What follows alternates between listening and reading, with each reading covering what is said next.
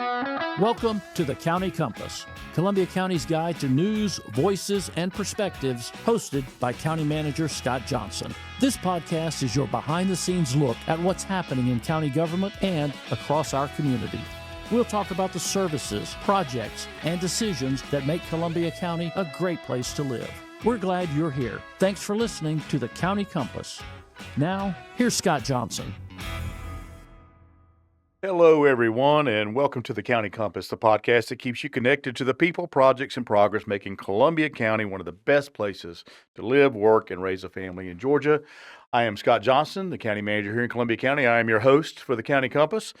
Today's episode is, like many others, this is special as we are celebrating and continue to celebrate and have celebrated things that are around America's 250th birthday, the 4th of July, and the 250th birthday of our country, the semi-quincentennial. I want to make sure I read that because I'll say it wrong. The semi-quincentennial birthday of our country. Today we're going to be looking at how the very ground that we live on in Columbia County and farm on and raise our families on and work on, build communities on, how it helps shape the story of our nation's founding.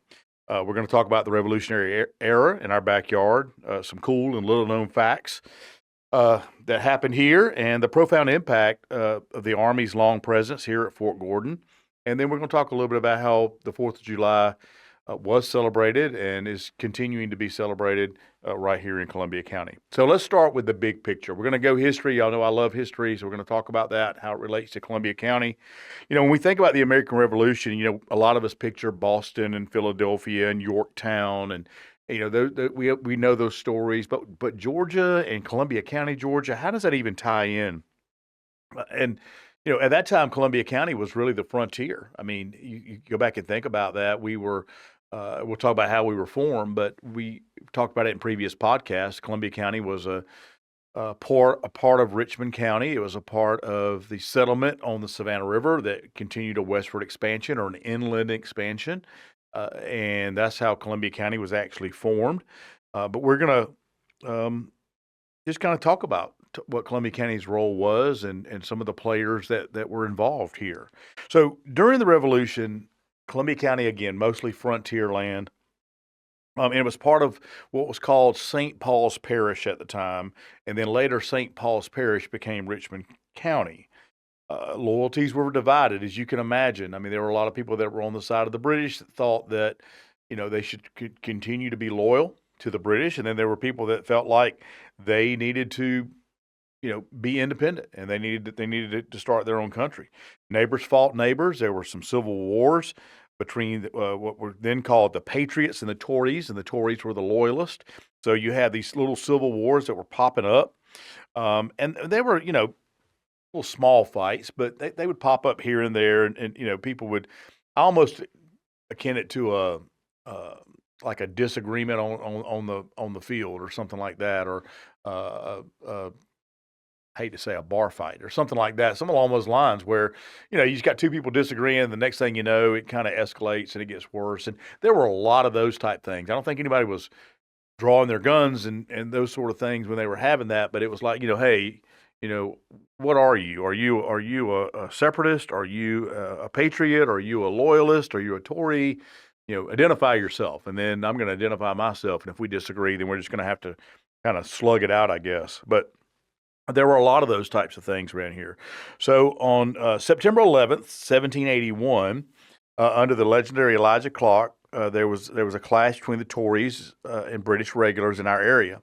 And one of the most colorful stories around that actually occurred on a piece of property that's very close to where I live now in Columbia County. We know it today as Heggies Rock. It's a huge granite outcrop that has getting popped out of the ground, and it's like a mountain, but just big, huge rock. We refer to it as Heggies Rock. It is protected. It is a protected, I guess, an asset of the federal government now. You can get permission to visit Heggies Rock, but you just can't go out there on your own and just do that. There are some protected plant species and stuff like that out there as well. But this particular thing happened at Heggies Rock, And legend has it that a band of patriots, outnumbered and on the run from the Tory Raiders, they took refuge on the top of the rock. It was dramatic. It was real. Um, and again, it's still a landmark that we preserve, but we don't talk about the fight. We don't talk about the skirmish. We just talk about the national landmark that's there. We'll come back to Hagee's Rock in a little while and talk about that, because it's one of those you got to see it to believe it places. It's something you don't even think is in Columbia County.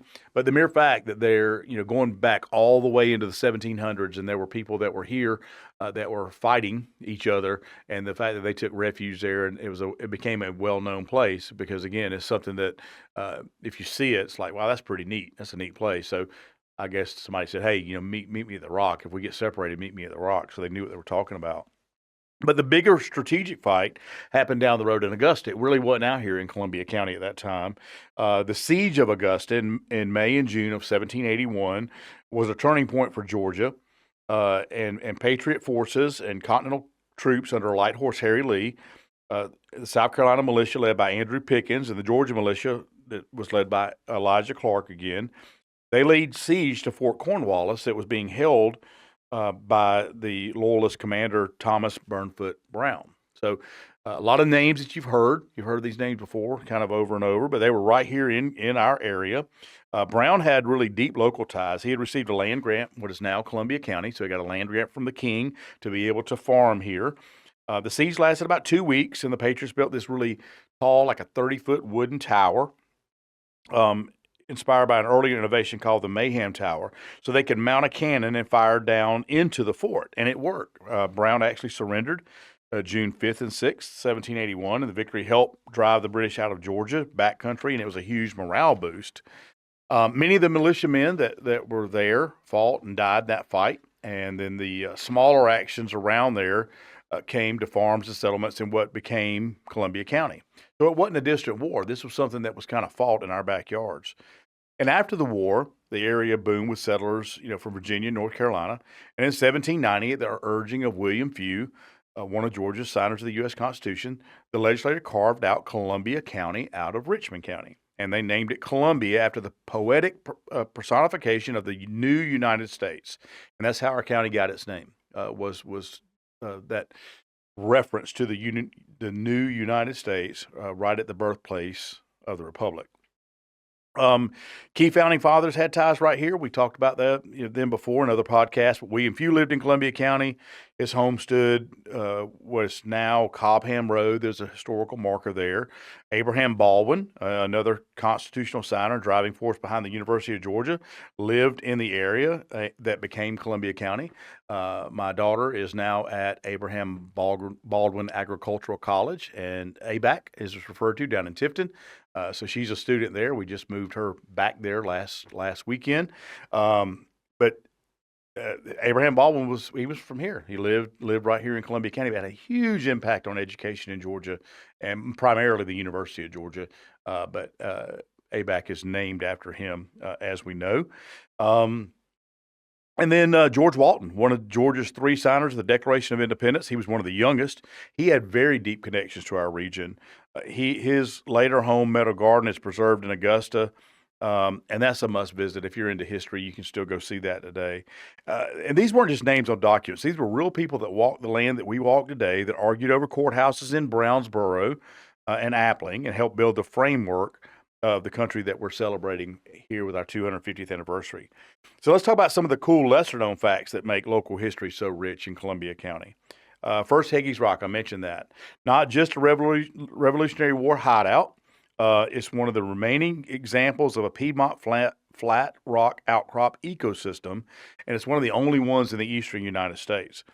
It was designated as a national landmark in 1980.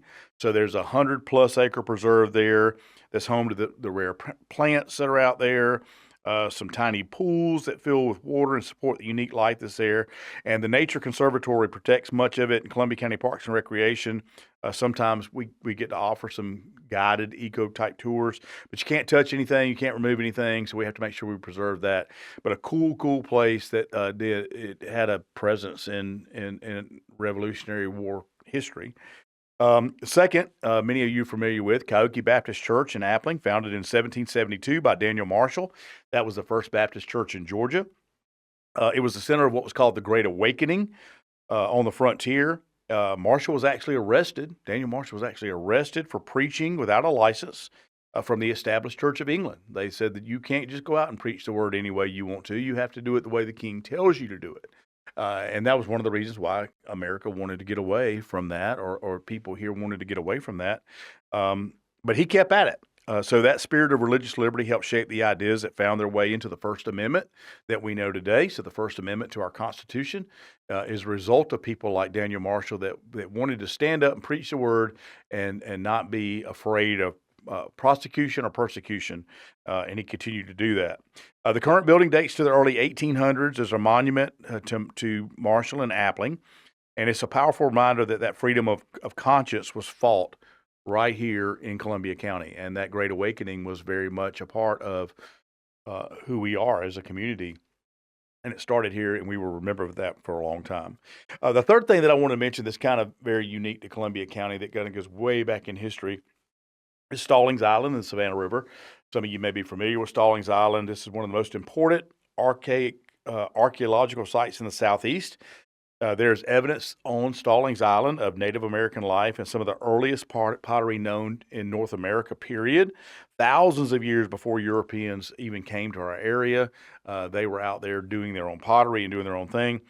So the land along that river has been home to people for a long, long time, way back before we're talking about the 1700s. And there's actually pieces of the pottery that's found in Stallings Island, on Stallings Island, in the Smithsonian. So again, Columbia County getting recognized in other places besides that.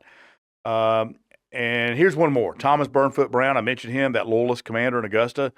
He got his nickname from the brutal incident where patriots allegedly burned his feet. Now, I kind of researched that, trying to figure that out.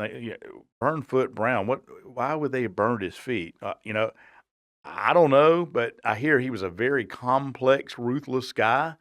So I don't know if it was some form of torture or punishment or whatever it is, but that's where he got his name.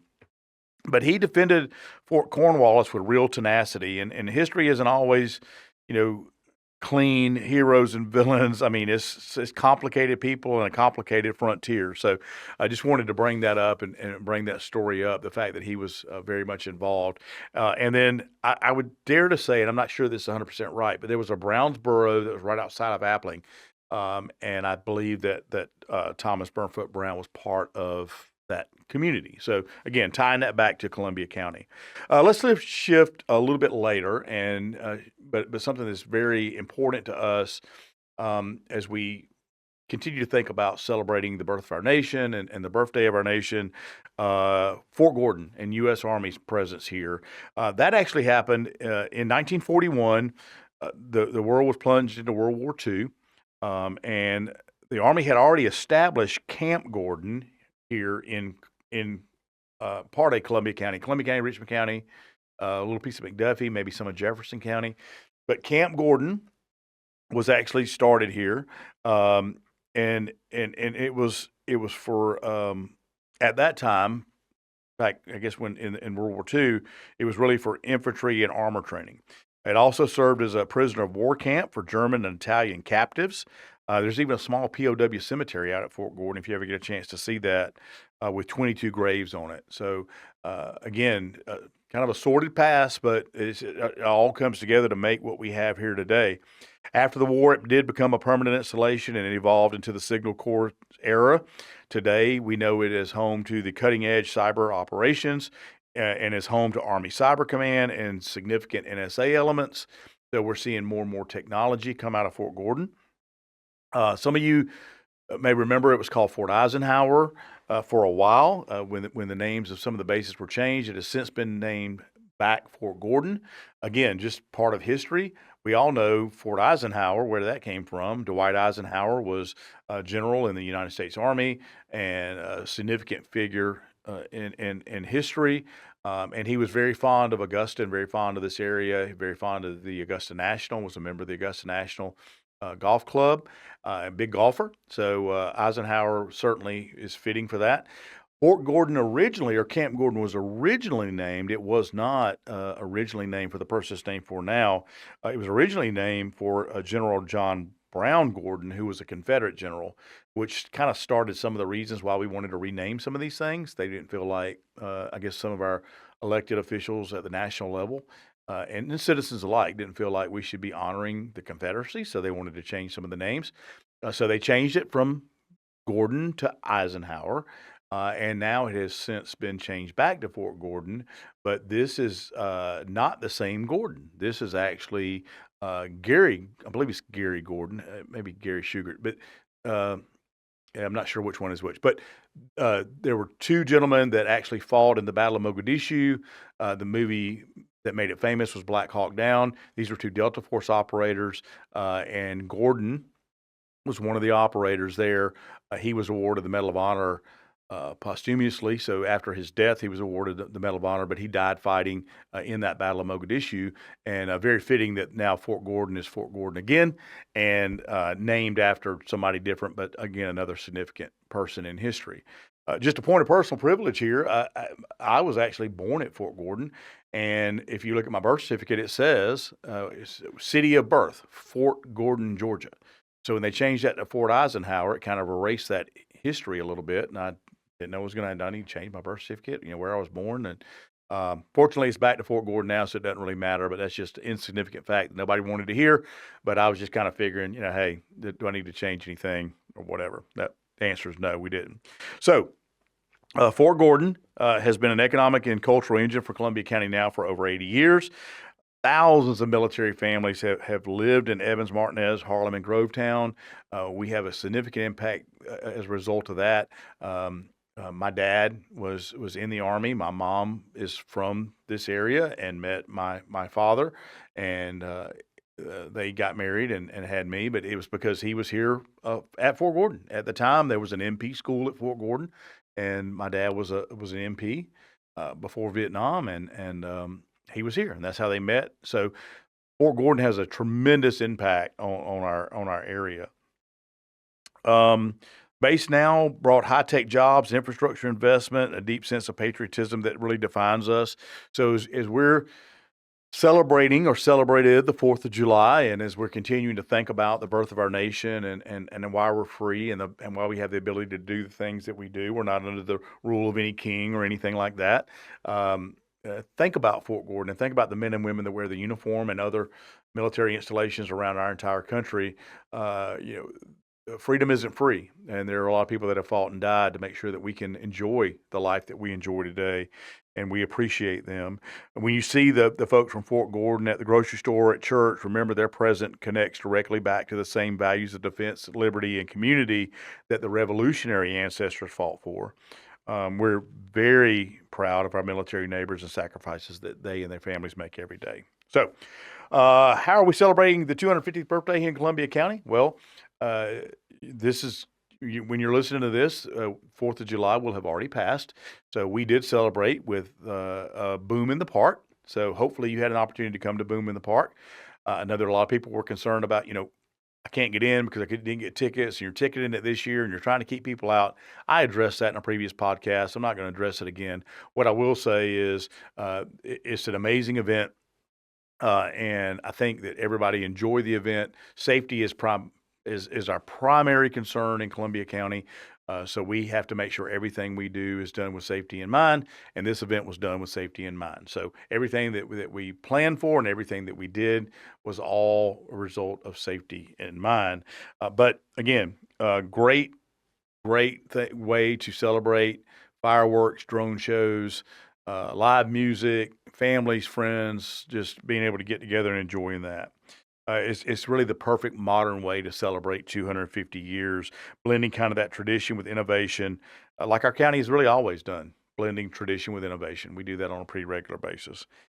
I will say Columbia County has always punched above its weight in American history. We've talked about the Patriot refugees on Hagee's Rock and the militiamen in the Siege of Augusta, the signers of the Constitution, who helped form our country, generations of soldiers who trained and served at Fort Gordon.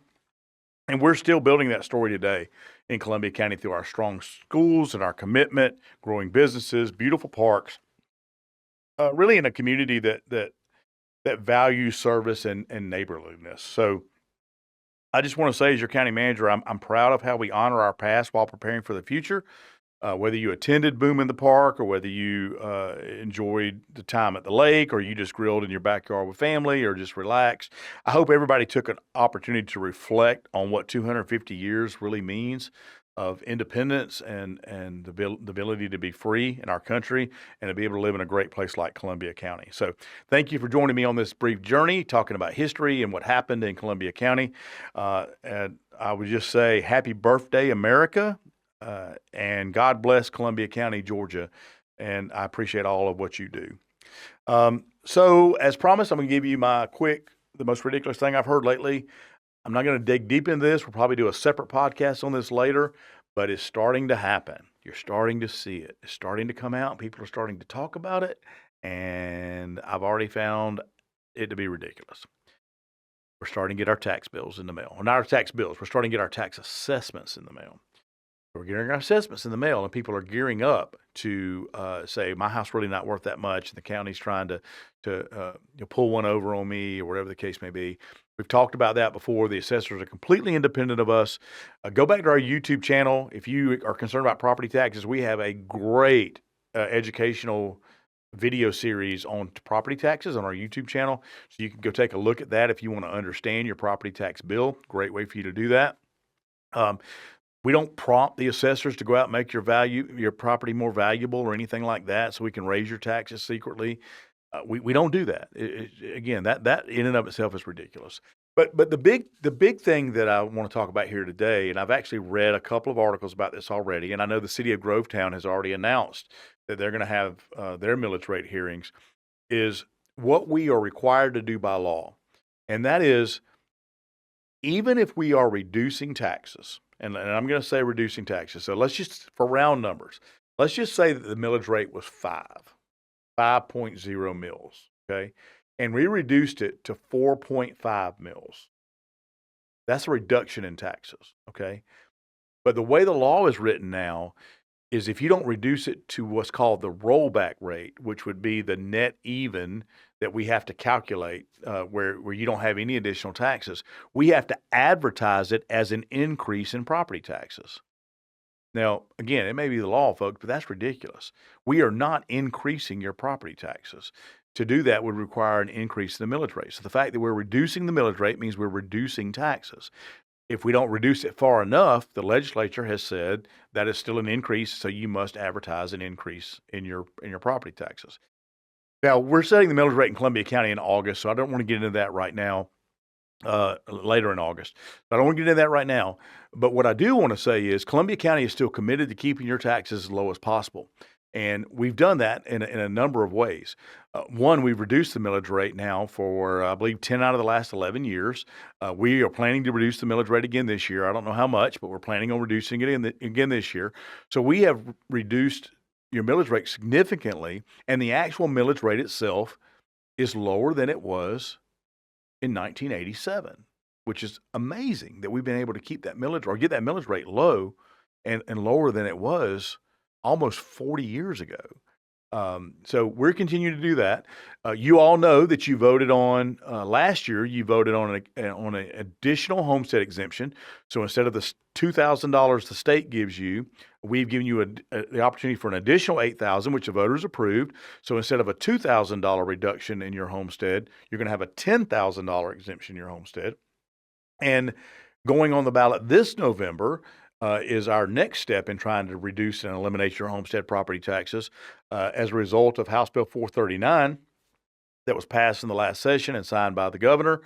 You're going to have an opportunity to vote on that, which gives you an additional $18,000 or $18,000 in homestead exemption.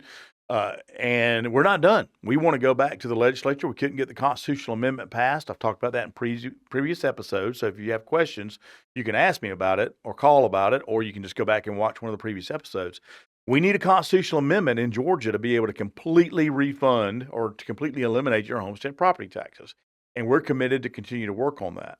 So for anybody to say that Columbia County is quietly increasing your property taxes, when you get your assessment and your value went up and you think that Columbia County is quietly or secretly trying to increase your taxes or tax you in a way that is unethical or not fair.